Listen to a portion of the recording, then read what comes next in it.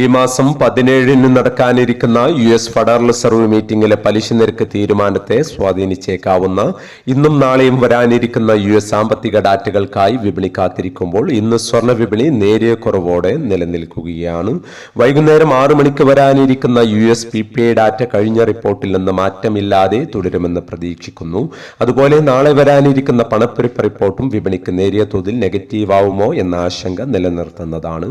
കാര്യമായ മുൻതൂക്കത്തിലേക്ക് 2 റിപ്പോർട്ടുകളും നീങ്ങില്ലെന്ന് പ്രതീക്ഷിക്കുന്ന സാഹചര്യത്തിൽ ഇന്നലെ രാത്രി വീഡിയോയിലും സൂചിപ്പിച്ച പോലെ ശക്തമായ നിലയിൽ സ്വർണം എത്തി നിൽക്കുമ്പോൾ ജാഗ്രത പുലർത്തണമെന്ന് ഓർമ്മപ്പെടുത്തുകയാണ്. രണ്ടായാലും വാങ്ങുന്നതിൽ നിന്ന് നിക്ഷേപകർ ഇന്ന് വിട്ടുനിൽക്കുന്നതായിരിക്കും നന്നാവുക. കാര്യങ്ങൾ പ്രവചനാതീതമാണെങ്കിലും ഇടിവിന്റെ കാർമേഘം എപ്പോഴും മുകളിലുണ്ട് എന്ന് ഓർമ്മപ്പെടുത്തുകയാണ്.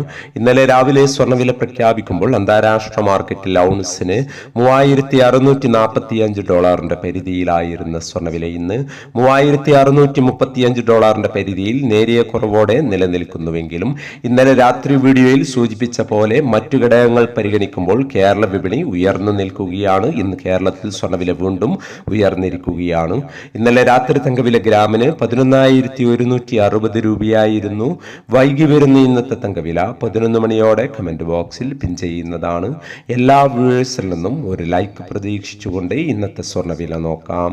ഇന്ന് പവന് 160 രൂപ കൂടി. ഇന്ന് 10/9/2025 പവന് 81,040, ഗ്രാമിന് 10,130.